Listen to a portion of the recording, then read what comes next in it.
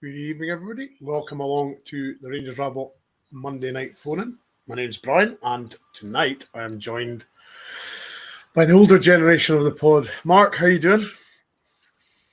Not too shabby, buddy. How's yourself? Not bad, not bad. Scott, how are we?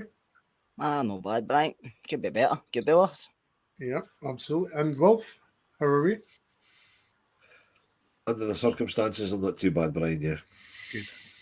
I think that the mood might change slightly in a little moment, but yes, it's phone in. So nothing's much happened over the last week or so, was there? Nothing serious, nothing bad. But get your comments in. If you want to phone, please phone in. We'll give you the number very soon.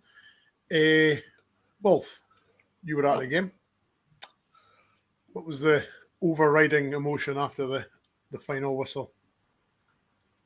There was a game. What game was I at? Was there a game this weekend? I didn't realise we were playing this weekend.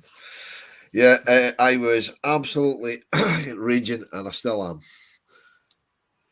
I got exactly what I expected to get because they don't have to try hard to score against us. They just sat in. They sat back, made sure they kept it tight at the back, didn't give up a lot to our front line, which, quite frankly, was non-existent. They knew we'd make a mistake. We made a mistake just before half-time, which is when they love to score a goal. And they capitalised on it. There was probably, I would say, almost every member of our team was culpable at that. Because there's 5 or 6 of them looking at it when the ball drops in the edge of the box when we think the referee's going to give them a free kick. And quite frankly, I'm amazed he didn't because he gave them everything else. Mm-hmm. But we shouldn't have stopped. I mean, you're told as soon as you start playing football, play the whistle. So we all stopped. To me, I was right behind the Insta, I was in the all standing line with that. To me, it was Nicola Raskin that was at fault because he just stepped back. But having watched the goal back for my sins and seen a couple of still photographs of it, there was more than him. They were all just standing looking at it. Ryan Kent ran away from it. Lundstrom was standing looking at it with his arms in the air. I mean, if you look at the referee, you can tell he's not giving a free kick because the referee's motioning to move up the park because he's expecting us to clear it. And then the Celtic player picks himself up, sticks it through. McGregor should get the cross, but he doesn't come for them, and we know that, so we can't blame him because we know he doesn't come for them. And Tavernier, for some inexplicable reasons, completely unaware that Jota's behind him. And he nips in and scores. And it's what we do all the time against them. The last time at their place, we gifted them 2 goals. We gifted them a goal yesterday. It's unacceptable. And then we get one chance. We get one clear-cut chance. And the same as in the League Cup final, it falls to Fashion Sakala. It's easier to score. And he puts it in the side net. Basically, middle of the park, we're not a bad side. We play some decent stuff. We can't defend and we can't score goals. And that's about all I can say about it. I'm trying very hard to keep my cool, trying very hard not to swear. We were talking about it coming up and on the car yesterday, and I think of that starting lineup, I think we reckon we could let 7 of them go, no problem. And that's only the start lineup. That's without looking at the wider squad. That's of the 11 that started yesterday. We'd quite happily let 7 of them go. And as far as I'm concerned, if Ryan Kent ever pulls on a Rangers jersey again, it's Tusk, because he was an absolute disgrace yesterday. An absolute disgrace. I mean, the fact that Michael Beale took him off at half-time tells you he was a disgrace, because Michael Beale doesn't make half-time substitutions.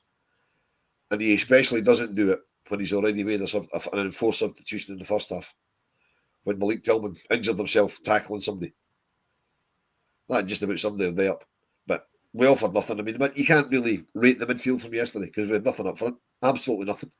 Nobody hit. Morelos is running about like a headless chicken, try to link up from wide and from deep, and it's just nothing there. Sakala, worse than a man short. Just dreadful. And at the back, I'm sorry, Ben Davies just isn't the kind of player we need. Don't get me wrong, really good football player, cultured, but we don't need culture. We need horrible people. We need badass. I mean, I noticed Todd Cantwell's getting a wee bit of stick on social media for telling one of the Celtic players to go and get his own water when he went to try and take a drink out of one of the Rangers water bottles when there was somebody down getting treatment. Good. That's what we need. We need guys like that. They're lauding players for tying scarves round posts and calling Rangers players useless fat so-and-sos. And they're lauded as heroes, but Cantwell's got an absolute dog's abuse for telling the guy to go do one and, go to his own team for refreshments. See if it's 45 degrees and the guy's almost collapsing, that's fine, give him a drink. See if it's not, tell him to get lost. The same as what happened to Bass, and he was told to leave the guy just lying on the ground. We need players like that. I mean, that's a side of Cantwell I didn't know existed, and there's a lot of people giving him a bit of stick as well because he just runs about a lot. But for me, if we bring in good players round about him, better players round about him, I think Cantwell could be brilliant for us. Raskin the same. But it's difficult to judge them because look what they've got to hit. They're hitting guys with the ball that have got no interest in being there. Ryan Kent, no interest in being there. Morelos checked out weeks ago. These guys, I'm getting all this out right now. I'm just getting all this out now. You know what I mean? These guys should never play for Rangers again. I tweeted after the game yesterday that see all the players that Beale's already decided aren't staying for whatever reason, whether they're out of contract or he's just not happy with them. Don't play them. We've got 5 games to go, right? Come out and tell the support, say, look, we've got 5 games to go. We have to see what we've got. So we'll have to try fringe players. We'll have to try guys that are going to be here. Even if it's only to try and get a system in place so that when he brings in new players, you can show videos of the system and say, look, this is how we want you to play. Where he's playing, that's what I want you to do. That's what I want you, but you're better than that. He's got to play, he's got to give Robbie McCrory the best part of 5 games. Just say, look, Griggsy, thanks very much, but you're not staying. We need to see what this guy can do, so he needs 5 games. Ravi Matondo, you're getting the majority of the minutes in the next 5 games. Alex Lowry, these guys need to get game time. And if that means with those guys who've been good servants, that's fine, because they're letting us down. Yeah. And I never like to see Rangers losing. Here, absolutely raging the first thing along, right? If we lose to Celtic or whatever in the last year, he'll be raging. He's trying to do something. We've just got to accept it. Because yesterday, quite frankly, it wasn't good enough. The week before at Pittodrie, it wasn't good enough. Too many of those players have kicked out, and that's representing my football club. That's not good enough. Absolutely. 100%, Wolf. I didn't think you'd be that quick. I thought you'd be a bit longer than ranting about that, but absolutely spot on with everything. The phone lines are open, so 0141 628 7237. Surely somebody's got something to say about the weekend's events and how they're feeling and what their thoughts are. Scott, take a breath there. I know. I take it. Well, I would imagine everybody's feeling exactly the same. I was saying to Ian earlier, it's almost like you've watched this movie several times, a dozen times before. We actually play pretty decent stuff against them, but we come up short again. I think you have to look at it 2 ways, Brian. You have to be a glass half empty or a glass half full, don't you, in these situations? And I think we have to look beyond this season now. We can't, because there's nothing to play for. But even before yesterday, we have to look beyond it. Either look at it pessimistic or optimistic, and I'm looking forward to it. Listen, I've said a few things in the past about the players, about Michael Beale. Well, I get the time. I think we need to give him the time. I think the chopping and changing managers has to stop. But you only be given the time results against them right enough. If we keep getting beat by them, people want a change. So he knows that himself. But I think we need to give him time to bring his own guys in. I think he needs to be back by the board, and I think. You see a few things like 5, 6 players, now he's saying 12 players. I think it'll probably be in between, but I think a lot of the squad is still there. Some will be there next season. Get your klaxons ready, because Curry's on the phone. Oh, Curry coming on. I'll finish. Let me finish. Curry, how are we? All right, lads, how you doing? All right, Matt. Well, you see it. How's you? Sorry, I'll take that back, right? I'm not going to even. I shouldn't be asking you how you are, because I think you're the same as every other Rangers fan in the whole of this country and the rest of the world. We're all feeling the exact same. Mm-hmm. What have you right. got off the chest tonight? A wee question for you, Brian. I hope you're doing well, mate. And I hope that brother of yours is not giving you too much pelters, mate. I haven't spoken to him today. I haven't seen him, so I don't know. I'll maybe see him tomorrow, but he just gives me. You blocked him on the phone, aye? Eh? You blocked him on the phone? No. I was joking. But honestly, he's just a little wind-up merchant. So yeah. Right. Can I cast your minds back 6 months ago? Right. And see how. Now, I think actually two, the panel that's on tonight, their wonderful, sexy, good-looking panel, wasn't pleased. But well, I'm not going to say wasn't pleased at me, but totally disagreed with me. Right. Now that what I said about the team that played in the Champions League and the whole lot of them should be out the Ibrox and never seen again.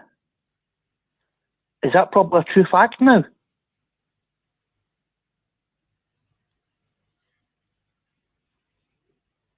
Brian, you're on mute. Sorry, I'm saying there's a lot of people on that boat in the sense that they've simply seen this movie too many times and they've simply had enough. And I mean, I'll ask you: do you feel that a lot of the guys that are out of contract are checked out? Simply, as Wolf put it, they're planning their summers, and they're not wanting to be here.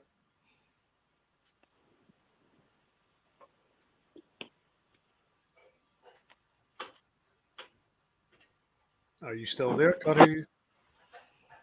Are you talking to me? I thought you were talking to the guys. No, Well, I was talking to you. Sorry. Oh, sorry, buddy. I thought you were talking to the boys. Sorry. No, sorry. Well, Brian, you know how I feel about the team. I said it 6 months ago. After that display, especially against Liverpool, I've never seen a bigger bunch of cowards in my life. And they've proved it time and time again throughout this season. Our only two shining hopes of this season are Todd Cantwell, who gets it, but we'll say earlier on, you don't matter. You know, fuck all, Water. We don't owe them any respect. We're Rangers. We don't care about them. After what they've all done to us throughout the years, I don't kiss my arse, right? And Raskin's the other one. It's a shining light. I'm a wee bit worried that he's not getting the full 90 minutes, so he's been coming off. But there are only two players that I would 100% keep for next season. See the rest of them, and I'm oh God, right, don't swear, Mark. Calm down. Mr. Kent and Mr. Morelos can fuck right off, the same as I said 6 months ago, and never come to Ibrox ever again, because a pair of them are frauds. And as for the captain, he shouldn't be captain. Yet again, some people are saying it's a decent game. It's an okay game in that, but it's the usual. He was the one that cost that goal. We shouldn't have turned off. You better believe it. It was shocking. It was schoolboy stuff. But if you watch that replay, you see the ball when it comes there. Tav's about 2 yards away from is it Jota? Jota reacts as the ball's kicked. Tav's standing there with his finger up his arse and decides to run behind him. And I'm like, why are you fucking even try? He never even got him, but he's trying to run behind him. Don't tell me he scores goals. He scores goals. Aye, brilliant. He scores fucking goals. They can't defend. No. What's the point? Yep. Anyway, that's my wee rant. I had to get this rant out. I've been desperate. I couldn't even do that with my own pod. I could tell I had to behave myself. So I'm like, no, I need to get my rant out. I need to get this out before I explode. Right, so this voice. Brilliant. So Mark, Curry's just probably thinking saying what everybody else is thinking. Lots of frustration, lots of ifs, buts, and maybes, but it's the same again, isn't it? Yeah, I mean, we're all not happy, but I kind of hark back to what I said before. This isn't a new thing. This has been a problem the whole season. We've kind of papered over the cracks. I think probably looking at the bigger picture, I think that it starts with the board no backing Gio. I don't think Beale would get the backing that he deserved, but that with the fact that these players are and I hate to say it, but they're getting serial losers, which it kills me to say, but that's what the problem is. And I think for me, it's definitely a mentality thing. I think that looking at them, they looked beat before they were on the park. And don't get me wrong, they've tried. I can't fault a lot of the players. It's one or two that I can fault for lack of effort. But they tried. They just never had the quality. That's what Kerr said earlier before we come on. We just lack that I'll wee bit agree of with you there, quality. Mark. I'll agree with you there. Do you The, think that it's a fans are a wee bit at fault, Mark? We've all become happy clappers and accepted mediocre players. I think to a certain extent, probably. But I think as well, there's too many of us that have been spoiled over the years, and we don't like to see the bad in any of our players. And I think at the moment we're all sick, fed up, and now we're kind of seeing this with 2020 vision, that we know that these players aren't good enough. And I think we've kind of kidded ourselves on for a right good part of this season. They say that I know they're all right, they'll come good. We see something in them, and just to be perfectly honest, that's not the case. It really is not the case. As much as we've willed these players to be good and willed these players to up their game, they've just not been able to do it. And it's no because they've not tried. It's because they're just no good enough. It's just the quality's no there. I think we've kind of been shopping in a bargain basement for far too long, and I don't see us changing that anytime soon, unless some big chic sugar daddy, easy for me to say, comes in and starts flinging all sorts of money at us. I don't know where the money comes from. I really don't, for us to go and buy the quality that we need. We need to compete with him. We need to be able to give them a bloody nose, and we've not done that for a season. And it's getting to the stage where, I mean, I don't think any of us were looking at that game yesterday, and any of us had any sort of a confidence going into that game. So for me, So for me, that's a big problem, because no matter what, we should be having the butterflies and the nerves and the battle fever, even before the morning of the Old Firm. And for me, I never had it. Yeah. I felt flat. I felt, nah, I can take it or leave it.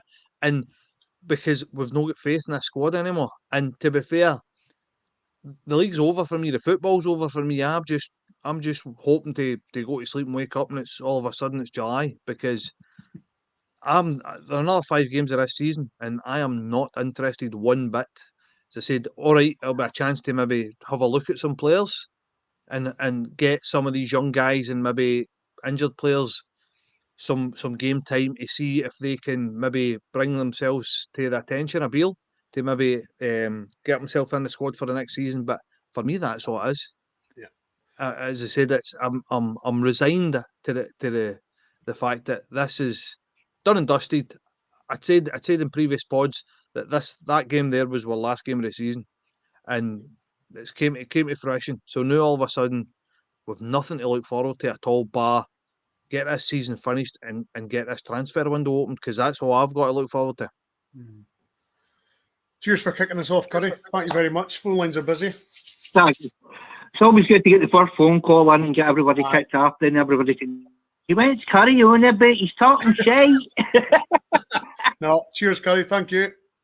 Much appreciated. So yes, lots of frustrations and angers. Martin's saying the phone lines are hoaching, so we'll get somebody on very soon. But Scott, it's just, yeah, we always seem to do reasonably well against them, but as Wolf and Mark have said, it's just lack of, as you said before we started, lack of quality. Yes, I mean, you can look at the squad, right, and think we've not spent the money, but we spent £12 million in the summer. That's a lot of money, £12 million. But we never brought in the right players. We never brought in guys who are any better probably than what we've got already had. And that's the difference. It's bringing players in that can step up and improve what you've got. We never done that. We brought in Davis, and I like Ben Davis. I'll agree with Wolf. I think he's a very good footballer, but he's probably not suited to the way we play up here, because he's very timid going for a challenge. You know that he's not dominant in there either, but he's a good football player. So I think the other side of the coin, we need somebody more dominant in there, more physical, just to get us going in the league. So I think you could probably get money for him. Yeah, we've got Selling another him. caller. Sorry to But- stop you in your flow, but Charles is on the line. Hello, Charles. How are you? I'm not bad, thanks. Good. How's Tricks?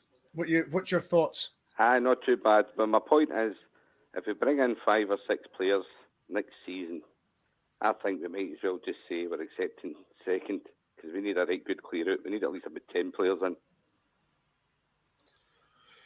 Yeah, I mean, I think, as I said to Ian this morning in the mini pod in Patreon, it's not just one sort of area of the pitch that we're looking at, though, Charles, is it? It's pretty much goalie, defence, midfield, and the attack, isn't it? Would you agree, Charles? Yes, I agree. But another thing about yesterday as well, I just want to make an wee point, is Celtic gave us a ball because they knew we were going to make a mistake. They knew we had a powder puff up front as well. Yeah. I mean, do you feel Morelos, like Wolf and that have been saying, checked out a long time ago, and he's not really wanting to be here? Morelos is not wanting to be here. Kent's been a lost jersey for a long time, overrated, and he's not a patch and Jota. And sometimes you've got to admit the truth. Well, I think somebody was saying his numbers, Kent's numbers over the last couple of seasons don't even add up to, I think, their stats for just this season alone. So, Kent might have all the tricks and everything like that, but the numbers don't lie, do they, Charles? See, you can go with stats, you can go with this, you can go with that. You've got to put the ball in the net. That's the main thing, isn't it? Obviously, you've got to score more than them. There's no point in saying we played good against them. We can't beat them. He's right though, Scott, isn't he? It's you can have all the stats you want, but if the ability's not there to put it in the ball in the goal, then that's it, isn't it? No, I totally agree. I think that'll be when we went to Celtic Park and get beat. I know what they said, we played well, we're unlucky, but at the end of the day we lost. So you have to go, you have to win. It doesn't matter to me if we win playing well or win playing poor, but we need to get results, and that's what we're not getting. And I think we do need a big overhaul. My fear is, even if we've got 15, 20 million pounds to spend, if you bring in Jack Butland as keeper, he's going to command about 30 grand a week. So you're talking, and plus sign-on fees, you're talking maybe a couple million for him. So that's that money off the budget before you even paid any money in transfer fees for somebody. So I think he's going to have to be careful with the players he selects to come in. But I think we need to bring in a good 8-9 players. I don't think he'll be any less than that, to be honest with you, because I think the squad needs a complete overhaul. But as we all know, every transfer is a gamble, and sometimes we don't get it right. Yeah, I mean, Charles, is it going to be a case of that we're having to spend a ridiculous amount of money, or will we spend a bit of money with a bit of free transfers and a bit of loans thrown in there as well? Well, we can shop about, and you can get a couple of diamonds out there. You can shop about. There's players out there. I think sometimes we shouldn't just look at England or abroad. Sometimes we should look at Scotland. And another thing, I hope we're not signing that boy McDowell. He's pure injury prone. He's played about 28 games in 3 years. So it's to Norwich. Yeah, I've seen that as well. Okay, thanks, Charles. Much appreciated for phoning in. Hope you have a good night. So, Wolf, there was a super. I was going to bring up a super chat somewhere. Yeah, so thank you very much, Chris, for the £2 super chat fee. Tav free pass curry. So, Wolf, effectively the season's over, and where or what does Michael Beale do going forward, as in the last 5 games of the season?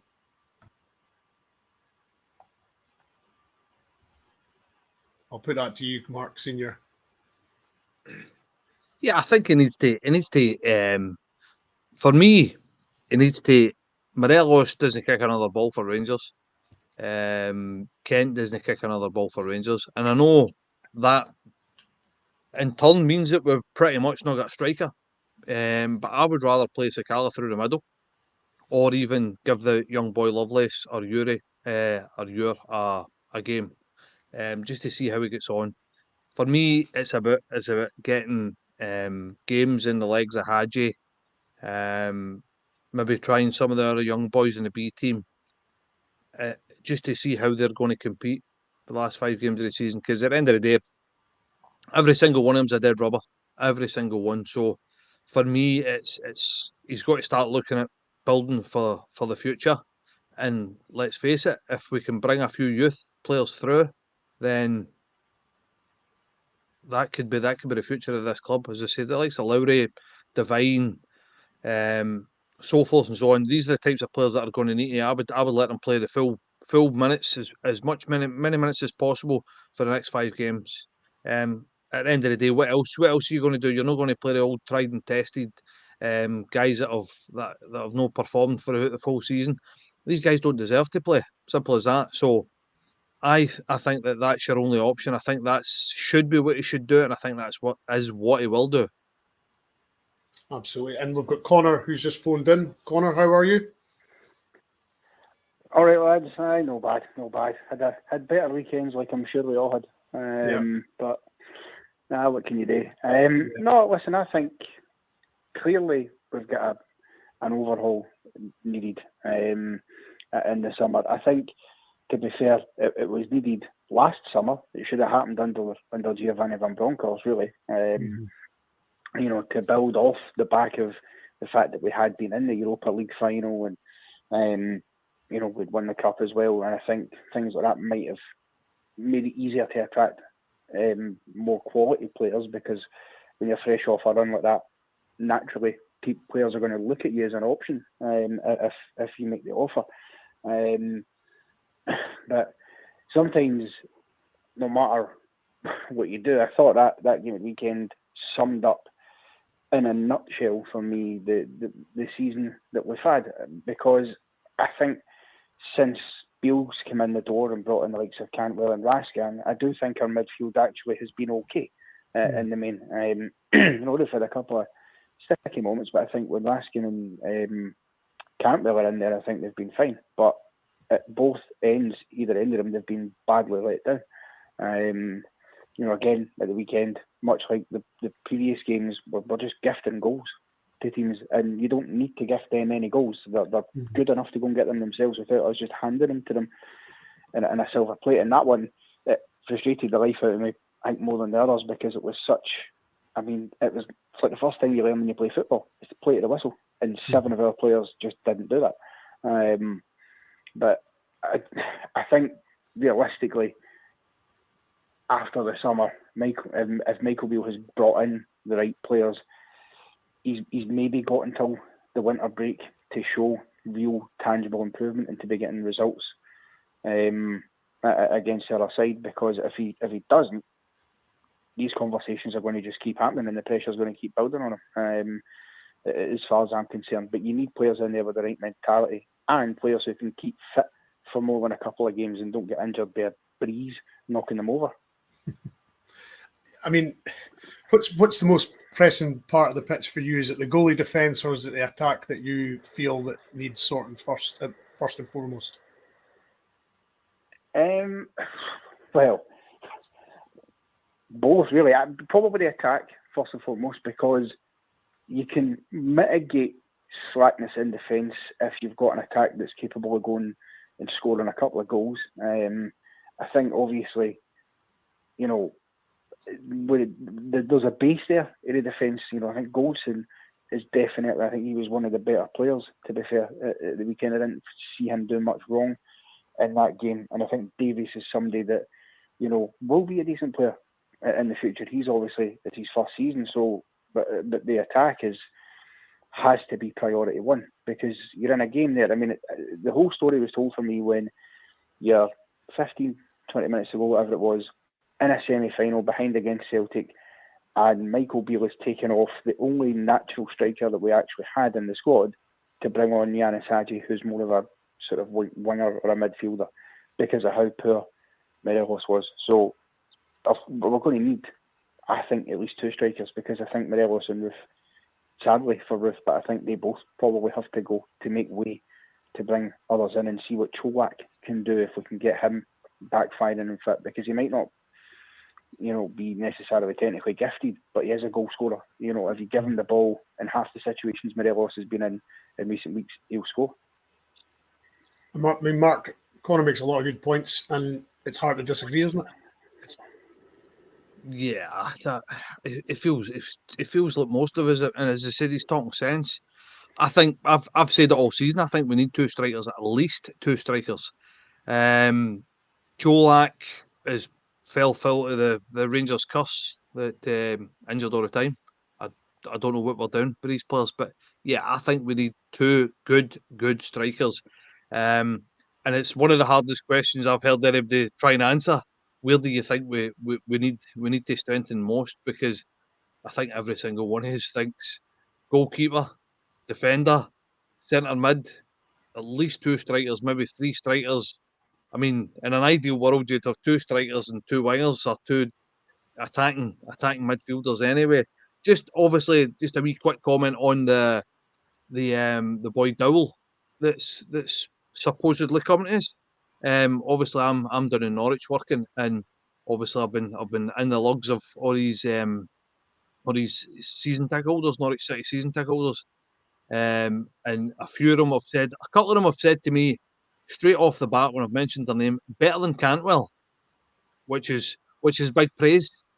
But, and they've all said, but injury prone. So it's 100% certain if he's injury prone, he's coming to Rangers. But every single one of them has said that he is better than Cantwell. And I know that's a big statement. I'm just relaying what I'm getting told by season ticket holders that watch him week in, week out. But they do say he's a very, very good player. He's possibly a little bit lightweight, but he's got bags of potential and bags of skill. He's a classy player, attacking midfielder as well. I just thought we're getting awful depressed. I thought I would try and at least bring a wee bit of positivity into the chat, but that's what I'm hearing. What I'm hearing is, and it's coming from fans of Norwich, that he's actually better than Cantwell, was their words. So take from that what you will. Well, thanks for your call, Connor. Excellent points. Hope you call again. Cheers, lads. Have a good one. Will do. Cheers. Thank All you. right. Yeah, I mean, Scott, it's kind of just regurgitating what we've said before, but you know, it's I can't imagine a manager of Rangers is going to have a bigger summer than Michael Beale's going to have. And I know he said not long ago that even though Ross Wilson's left, the plans are still in place and talks are still going. So, I mean, it's just massive, isn't it? What he's facing. And just hope he gets it right for his own sake, but especially most importantly for us, because we don't want to go through another season. Let's say this time next year we're still sitting here talking about a new manager and other players coming in, because he has to get it right, because it just seems to be like a continuous circle we go back to. Do you know what I mean? We're bringing players in, and a new manager comes in, we go back to square one again because the new manager doesn't want the players that's already there. I mean, I think Michael's done okay at a point with the players. We came in at a time where the team had lost faith in the manager, Gio, and we all know the team lacked quality and we lacked other stuff, but he actually got them back playing, as in, yeah, maybe sometimes they papered over the cracks and stuff, but he got them back winning. He went on quite a run with winning games, and our away form got better because in the Gio it was really poor, and he got us back in contention. I'm not saying we were ever going to challenge, but he got us back in contention, got us to a final. We're in a semi-final. It's not great. You want more than that as a Rangers fan, because that's what we are and that's where we should be. But I think it got us back to a point. It's not like we're happy, but we have something to aim for. Do you know what we under Michael? And I think he has to be given a chance to take it the next step, because we could all sit here and say we want him to go. We could all sit here and say we want a new manager. But I'm sorry, but he's not. The board's not going to sack him.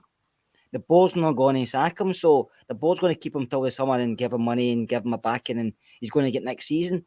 So we either sit here and back the manager, back the players next season, and if I say this time next season it's not working, then we start to criticise, or we can sit and criticise just now before he's done what he wants to do, because I think the board have spent a bit of money on him, a bit of money on the coaching staff coming in, and they're going to give him that time, and I think he probably deserves it, to be honest with you. I'm just fed up changing managers constantly, and it wasn't my choice to come in the first place, but now he's in, I'll give him my backing. So I just hope he brings the players in he wants, but I would like him to go a wee bit wider and he search for players, maybe Europe, abroad, even Asia, somewhere like that, or even South America, North America, just somewhere different. But he's going to go to where he knows and his contacts and the players he's seen, and that's going to be England. I mean, you can look at across the city and where he goes, they go to Japan. They only go to Japan because that's where Ange managed. If they'd a manager for some other region of the world, they'd have probably went to there, but Ange managed in Japan, so Celtic go to Japan. It's, do you know what I mean? And he's been lucky there. He's got players for good value, and they've came and hit the ground running. So hopefully Michael can bring in some players from down south who do the same. But we all know the market down in England, it's inflated and the players are overrated. So you're just crossing your fingers you can get the right ones. Sunday Wolf yesterday, when we went 1-0 down, was there any point of or any bit of you inside you believed we would score and like equalise and actually challenge the game, or did you honestly think, like a lot of other people, that was it, game over?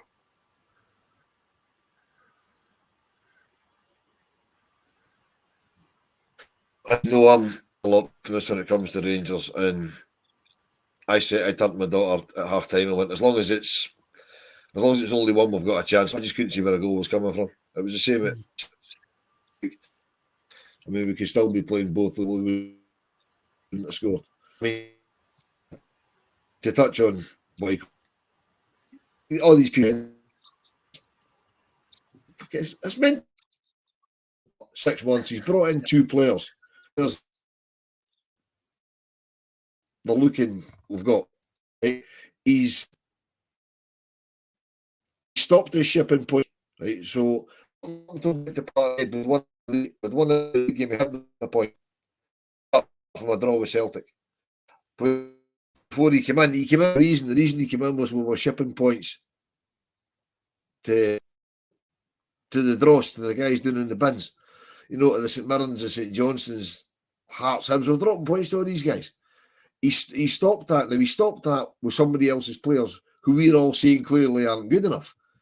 So the way he's approaching games and his tactics appear to be working, because we're not okay. We still haven't laid a glove on them, which is horrible. But that will come with when we bring in a better quality of player. Surely, I mean that's natural.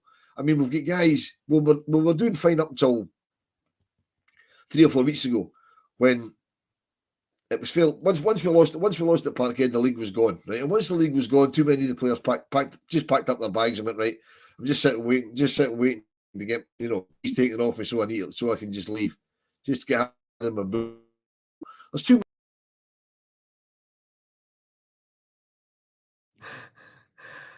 You're on mute as well, now, Brian. I'm saying he was desperately trying to hang on there, wasn't he? Oh no, he's wanting to go and stick 50 pence in a meter, I think.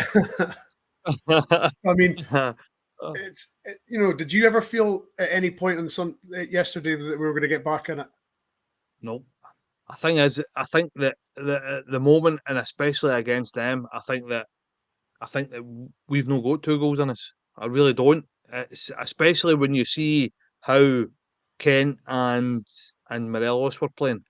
I think the first 15 minutes, non-existent, absolute empty shots, and I think they're meant to be our game changers. They're meant to be our big players. They're meant to be our stars.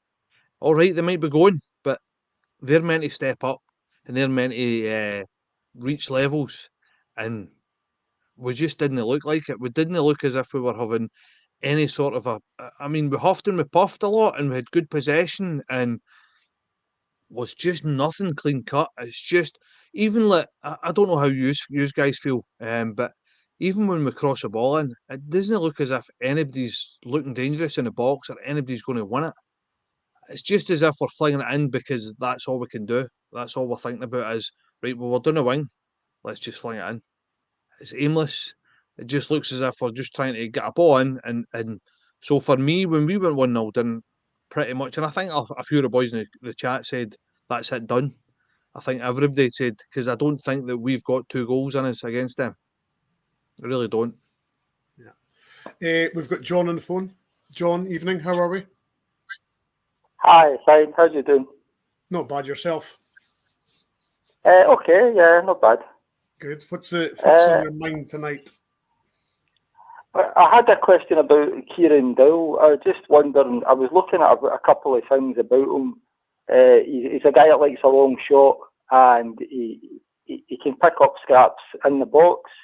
I was just wondering if maybe he's a potential replacement if things don't work out with Lawrence Scott, coming back. You're the scout man, Scott. What do you think about that? I think Kieran's probably best position as number 10, though, which we have quite a few of them in the squad. I do agree with you. He likes to get forward. He likes a shot. He can create. He's technically very good. The only thing that is bothers me is his injury record, but also he's quite lightweight. And I don't know if the physicality of some of the Scottish players, he would enjoy that. He'd have to toughen up a bit. But as a footballer, he is a very good footballer. But as we all know, being a good footballer in the SPLs sometimes doesn't cut it enough because you need the other side of the game. And I just hope he has that. But because he's injury prone, but they want to go into a 50-50. Do you know what I mean? So I think it's one of the wins. What I've seen him before in the past, he's a decent player, Brian. He can score, he can create. He's very skillful in the ball, but it's the other side of the coin which kind of makes you think, is it worth bringing him in? But if he's free, he'll probably come here for a wage it's not out with our price. And if he comes in, but I think if he comes in, I think you can maybe see Hadji leaving. I don't think, to be honest with you, I don't think we'll sign Tillman. I think Tillman deal is out the water. I don't think we'll sign Tillman. So I think Hadji will go, Tillman will be away, and a few others. So I think it could be a match for that. But it's just our luck. We bring some down and ends up sitting in a treatment room with Keema Roof. I mean, John, is that On you go, sorry. On you go.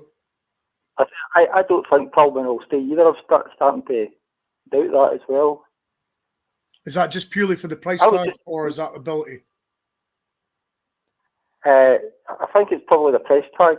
I was just thinking the other night, actually, we could be doing with more physical players, even in the sense of looking more physical in midfield, just even guys that can power through, like Alberts used to do. It's not even necessarily getting into challenges, it's just sometimes somebody that looks a bit, they've got a wee bit of beef about them, it can make a difference to a team. Yeah, I mean, it's obviously going to be a big job in the summer, John, and, there's numbers getting thrown around. It's up to 10 players that are leaving, and goodness knows how many we're going to need in. I don't think we've seen a manager have a bigger summer than this, have we, John? No, not since, I think Advocaat's first season, there was a lot of ins and outs with Moles and Van Bronckhorst and all these guys. It's probably the first since then. I think what Michael Beale's got to do is look at positions he wants to strengthen first. The ones he feels need strengthening before others. So probably middle to front and keeper. The defence, we all know, isn't the greatest, right? But like we've said before, every team's got a mistake in them. Even them across the set have got a mistake in them, but they're used to scoring 3 goals, 4 goals a game. So they get away with their mistakes when they make them. We don't. So I think if we can bring in players up front, it can get you 2-3 goals a game. Even if we do make that mistake at the back, it's covering up because we're scoring more goals. So I think he's going to have to strengthen the positions we're lacking most, and that is middle to front and keeper. After that, he can maybe look at a defence, but money-wise, he'll probably spend it on the players he wants. Then I think the rest of the players might be loan deals or frees, because if he's only talking, say 20 million max, that's not going to bring you in 10 players, because that will probably include the wages as well. So I think he's going to have to be clever with what he does. There are a few of the usual Bosmans, because that's the way they go these days, isn't it? Mm-hmm. Yeah, we've got to use that, what the Bosman, the free transfer market well, John. Because you're not going to you can't spend money on every player. You've got to pick up deals here and there, haven't you? It's not just a case of spending loads of money. Yeah. If there's an Ecuadorian guy, a midfielder, Cifuentes, they're talking about as a kind of defensive guy, or a kind of Kante player, they were talking about from New York, I think he plays. Mm-hmm. Something like that. Yeah, I did see that one. Yeah, so are you quite excited for the summer, John, in the sense that there's obviously a lot of outs and a lot of ins? Yes, I always like any transfer, but I like when they're getting a stream of them coming. And talking about Louis Palmer, but there'll probably will be a couple of guys that haven't been mentioned. I don't know who the centre forward will be. Kristovic has been mentioned. The Montenegrin. Mm-hmm. Because one thing that else couldn't do was he couldn't sort of spin. He could link the play, but he couldn't run behind the guy to receive the pass to put the ball in the net. That was the difference. Yeah, 100%. Well, okay, thanks for that, John. Much appreciated. We'll hope you call again soon. Right. Thanks. Cheers. Mark, I mean, yeah, it's obviously going to be silly. It's silly season now with the rumours and everything else. But as we all know, unless the scarf's above the head outside Ibrox or inside Ibrox, you don't believe anything, do you? No, you don't. But I love a rumour. I love a I'm sure I've told you all before. I love a transfer, even deadline day. I love that. That's brilliant. So you get the old deadline day on and just sit back a couple of beers and watch it all unfold. It's my favourite part of the season. That who's coming, who's going, and I like some of the names that we've been linked with. I think that our days of bringing in your Laudrups and your Gazes and stuff like that are long gone. I think we need to be clever in the transfer market. I think exactly what Kerr said. I think that what you do is you bring the big kind of marquee positions, i.e. striker, centre half, central midfielder. You spend the core of your money in them, and then you complement them with Bosmans and kind of good wheels and deals and guys that are in the last year of their contract and stuff like that. There's deals to be had out there. Look, we've done it before. We can do it again. And I think that we can bring in quality. I think that Beale's knowledge of the game is going to be very, very important, and knowledge of players. I think that the fact that he spent a large part of his career working with youth. So if you're looking at 16-year-olds 5-8 years ago, they're just coming to fruition now. They're coming to like kind of 20, 22, 24, 25 type of age groups and stuff. So there might be a few wee gems there. I'm hoping more than knowing this, but there might be a few wee gems there that he's got up his sleeve that he knows about that's came to his attention and stuff like that. So, as I said, but I like what Kerr said. I think that he'll spend good money on a striker, good money on a central midfielder, good money on a defender. By all accounts, hopefully we're going to get a right good goalkeeper for free. So for me, some of the names that have been mentioned, brilliant, and I think hopefully we'll play the type of football that Beale's looking to play. So I think it's positive, and for me, as I said, we're all down, we're all depressed. We've just been beat off our biggest rivals. Our season's over. We've not got any silverware at all this season. A lot of people are ranting and raving about Beale and stuff, but look, we gave Steven Gerrard time, and look what happened.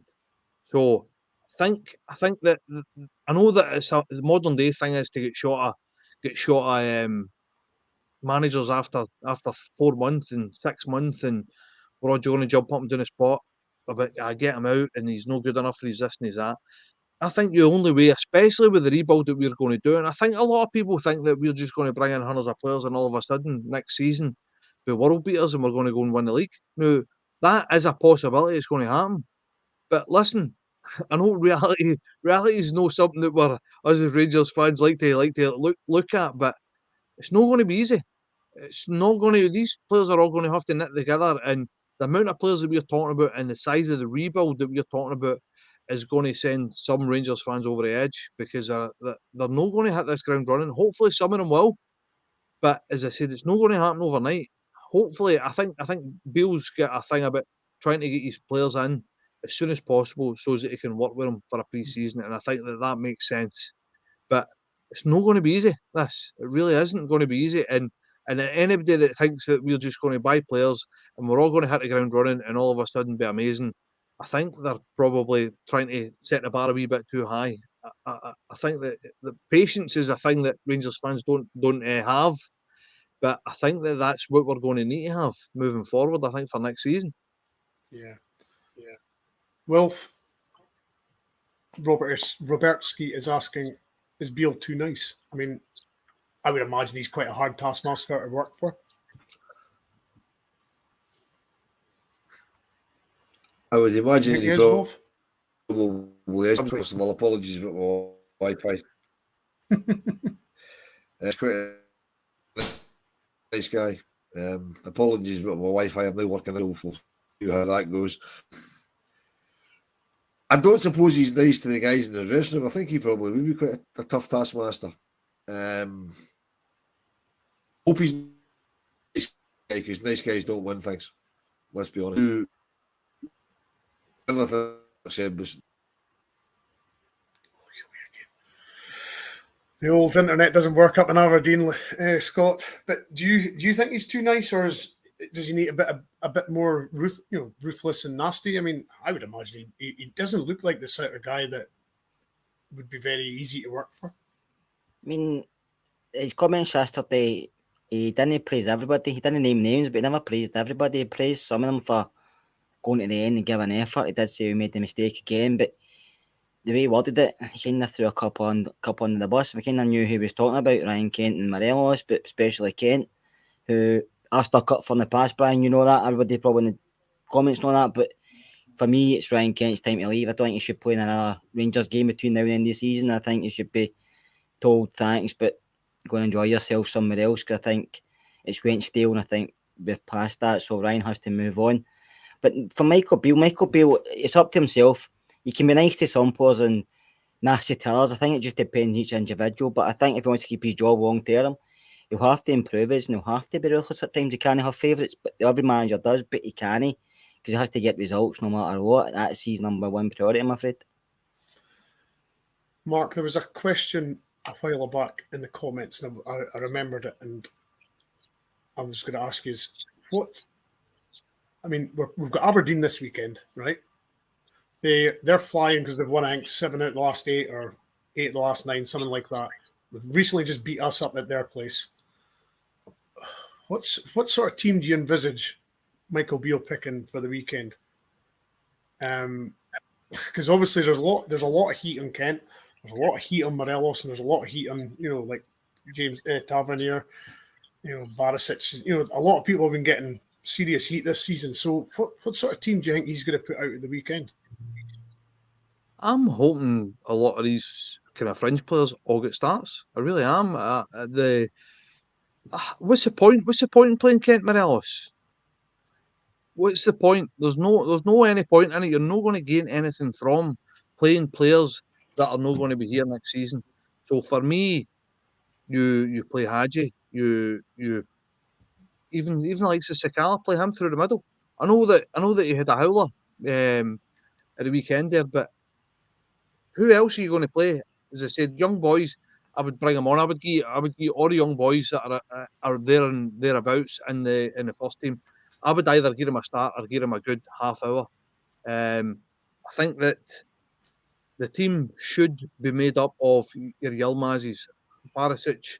We know what Barisic can do, tried and tested. And do you know what? As well, there might be a case for the likes of Lundstrom if he's going to be away, Kamara if he's going to be away, even Barisic getting his last year of his contract. So, I mean, if we get an offer for him, I think we need to look at it seriously. So, I think that you need to make this squad up, or this team up against Aberdeen with who you think can do a job for you against Aberdeen first and foremost, and obviously to have a really good look at boys that can maybe do as a job moving forward. Absolutely. And folks, if you want to join us on Patreon, the link is in the description below. We're closing in on, I think, 100 members on Patreon, so it's rising steadily and slowly. But there's various different levels of memberships, so pick the one that you think suits you best. And I think we've got time for one more call if somebody wants to squeeze one in and get a point in. Just enough time, I think we'll have. But yeah, I mean, are you agreeing a lot with Mark saying? Get a lot of the fringe and the youth into the sort of team for the last few games of the season, because effectively we can't lose second, we can't win the league, so it's 5 dead rubbers, isn't it?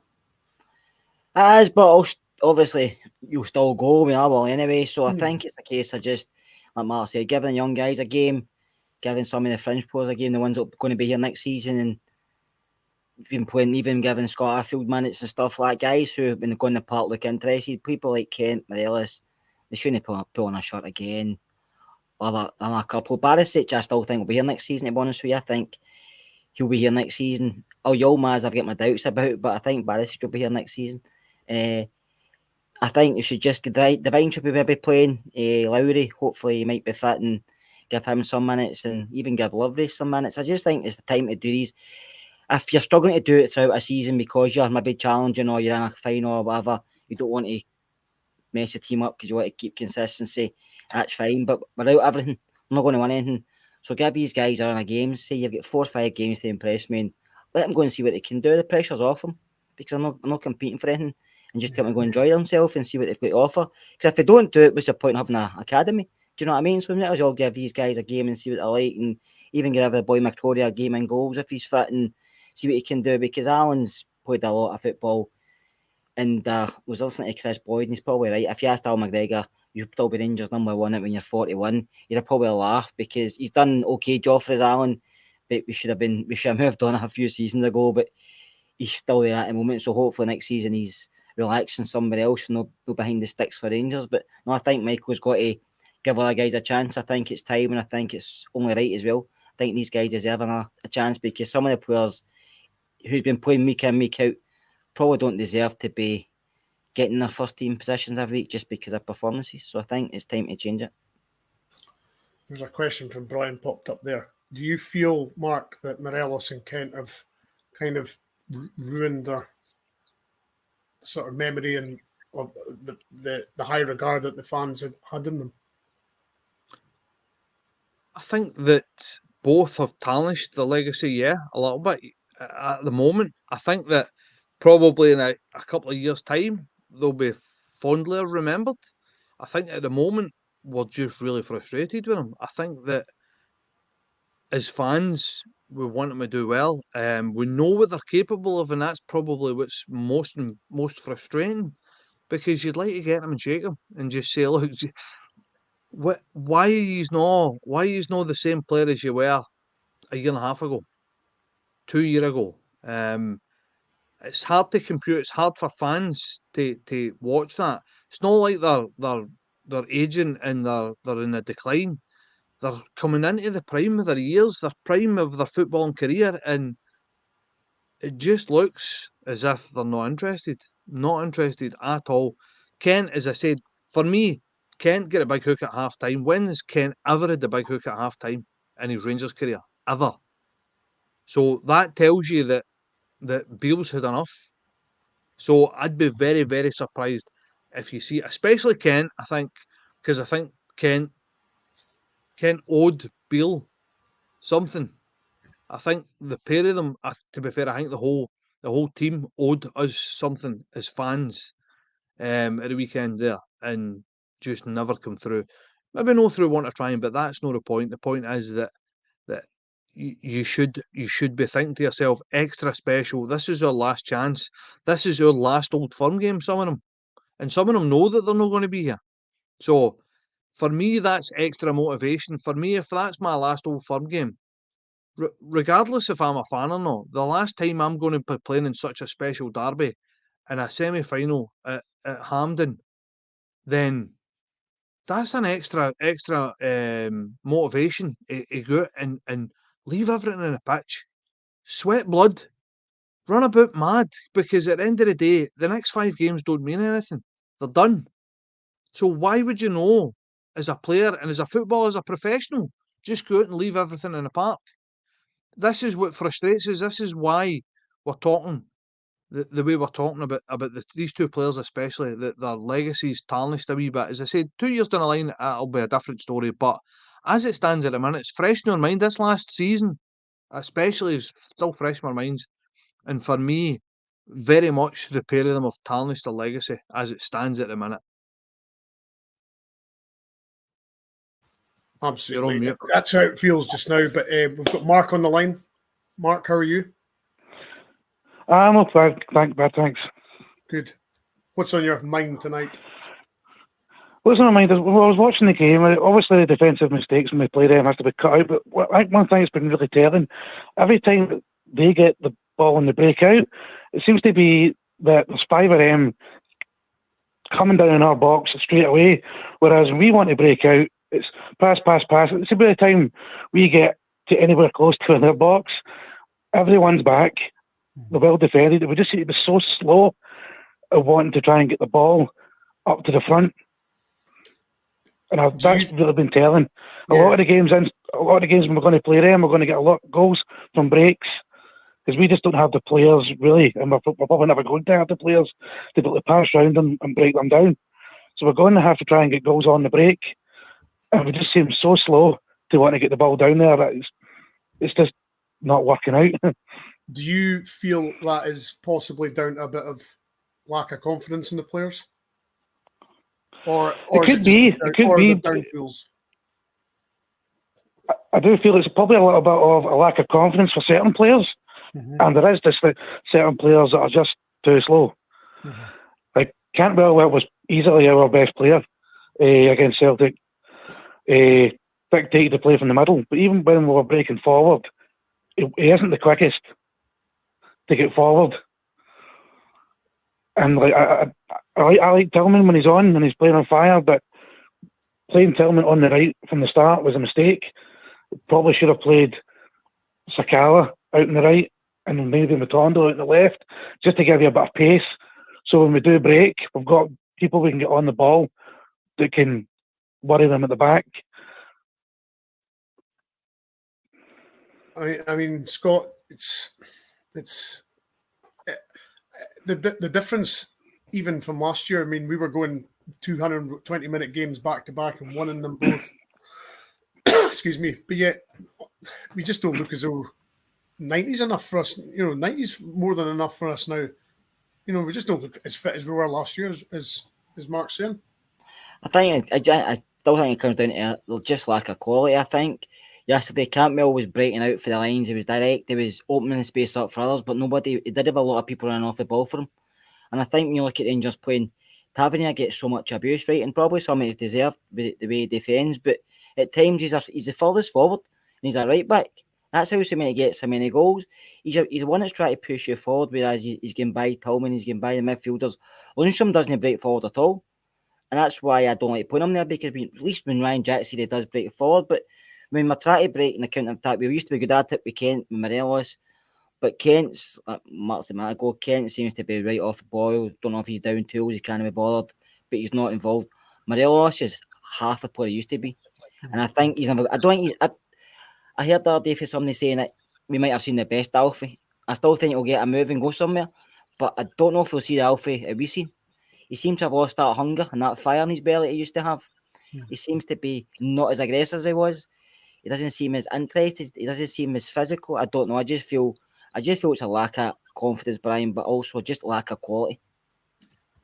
I mean, do you think, Mark, that he's going to get things right in the summer and, obviously keep the ones he wants and then get rid of the players he wants and then take in the players he wants? I think he needs to. I think his job depends. Oh, sorry, you're talking to the other Mark. Sorry, yeah. Yeah, hopefully so. I think addressing people that can penetrate and get in behind is certainly something. Sorry. I'll let you go, Mark. Sorry about that. Mix up. No, it's all right. But it is amazing how, Mark, the fitness has went from so good to so bad, isn't it? But Mark, you talking Mark to the caller, talking sorry, to me. yes. Mark the caller. Yeah. All right, no, it's fine. Sorry about that. That's okay. I know what you're saying. I'm sorry. No, I'm just saying it's amazing how we've went being so fit and resilient to just being injury prone and not lasting games. Yeah, I guess it's purely down to the confidence. So we play them, you get beaten and you get beat again, you get beat again. I think there's a real lack of belief that we can go out and beat them at the moment, and the players. They were certainly trying, and that's probably the best we've looked in the last previous games. But really, in the second half, with the amount of ball that we had, and we dominated the game, when did Hart really have a save to make? We had one chance with Sakala when it broke out to him after Tavernier and he missed it, and that was it. That was the only really clear-cut chance we had the whole game. And really, the players that he does bring in, that has to be addressed. with the ability to create chances. Absolutely. Well, thanks for calling, Mark. Good points. Hope you phone again soon. Have a good evening. Well, thanks very much, guys. No Sorry worries. for the mix-up. Don't worry, it's fine. All the best, Mark. Take it easy. Yeah, Mark, bye now. Good, a lot of good points there, Mark, isn't it? You know, it's the fitness has been a big issue for us this season, isn't it? Major issue. Yeah, amongst other things. But I think just harking back to what Kerr said there, I think that what he says, quality is the problem. Because what's happening is your midfielders are getting the ball and looking up, and there's nobody moving. There's no any movement up front. There's no runs. There's no anybody dragging players out the road anymore. There's none of that. So what's happening is our players are looking up, getting the ball, breaking through, and there's nothing. There's no that quality there, a movement or the quality of anybody that's going to come short and take a touch. It is, Mark. and It's move it. Tavernier. Tavernier's only put it if I get something support. Yeah, I know 100% agree with you. For me, that's a massive issue, and it frustrates me watching it because our movement used to be brilliant. I mean, even Morelos' movement used to be brilliant. No, he's just static. He's just standing there. No, if I look up and I just see three players in front of me just standing there, what are you going to do? You see if you ping the ball into him. There's a defender just going to take a march on him because he's got two steps in front of him and he's going to take the ball away, and that's what's happening. And then use a midfielder look bad. So what's happening is they're turning around and trying to knock it back or trying to play it to the side, as I said, and it murders us for penetration because that's what's happening. We've not got the quality. Not that we've not got the quality. The quality, they're not sharp enough. They're not doing what they used to do, as I said, and I think that's a massive. I think we've seen it yesterday. Campbell broke forward and eventually ran into traffic because he gets smothered. But there was nobody running off him. He was playing with his head up, running with the ball with his head up. He was looking left to right. Tavernier starts making a run, but he's too late because Lundstrom never went moved. Kent refused to move. And Morelos just stood still with Carter Vickers. It's like, well, don't get to me because I'm interested. And there's nothing else here. Aye, yeah, he's too busy. He's too busy wanting to fight with Carter Vickers than trying to play him like a striker should do. Like trying to take him short and spin off, or try to run into a channel. Or there's none of that happening. He's just standing next to him, and just want to push and shove him. And aggression's good. I like aggression in a centre forward, but it needs to be clever. You can't just go out there and just try and bully a player, and when it doesn't work, just chuck it and go in a huff. There's you more movement when Stephen McTurnell come on and Sakala's a bit more movement, right? They like quality, to be fair, but there's a bit more movement. But even when they're hitting the box and they're putting crosses in, I know Celtic were clearing them. The reason is because the movement in the box, Morelos was even challenging, and there's no midfield runner run in. Only when Scotty Ifield come on, we try to do it, but there was nothing. Even I mean, some of the balls in the box were decent. They're into dangerous areas, but there's no just put attacking it. So Celtic were easily just clearing it. It was too simple. Yeah, and it made their two centre halves look good. Made their two centre halves look as if they were the best players on their team yesterday. And do you know why? Because it was all just dead simple for them. It was all just, we'll header it clear. We'll just knock it 10 yards and let our midfield pick it up. Anytime the ball comes in, ball clear if we're getting pressured. Do you know what I mean? No, even if you pressure somebody, you end up, you might think twice, but I'm not even getting pressured. Everybody just standing and watching them. It's just not great. Just no good enough. Like I said, the bottom line is the quality's not there. The sharpness wasn't there. And as I said, when your midfielders, the likes of Raskin and Cantwell, that are looking to create, look up and nobody's moving, what do you expect them to do? One more thing I'd like to say to Rangers players, manager, and whoever else. I know they will only be listening, but see future press conferences, keep that, because I'm fed up hearing there's no a big gap, there's no this, there's that. Celtic are better than us at this moment in time. We can't deny the fact. So see until we become better than them, or we can challenge them and beat them, keep that shut. Just say what you've got to say and move away. Nothing else. I'm fed up hearing we're not far behind, we'll do better next time. We've heard it too much. I'm fed up with it. Absolutely, Scott. Well said. And the phone lines are obviously now closed.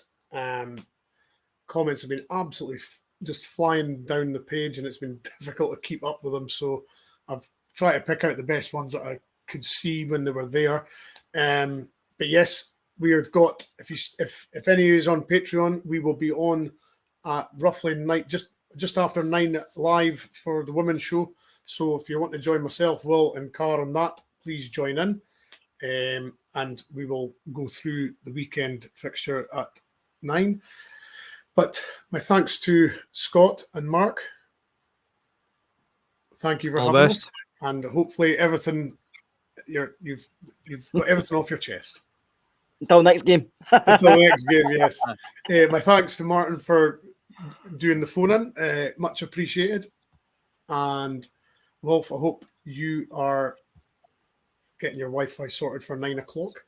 But we'll be live on YouTube at 9 o'clock with the women's show. So my thanks to Mark, thanks to Scott, thanks to everybody in the comments, the callers, and we shall see you again. Thank you.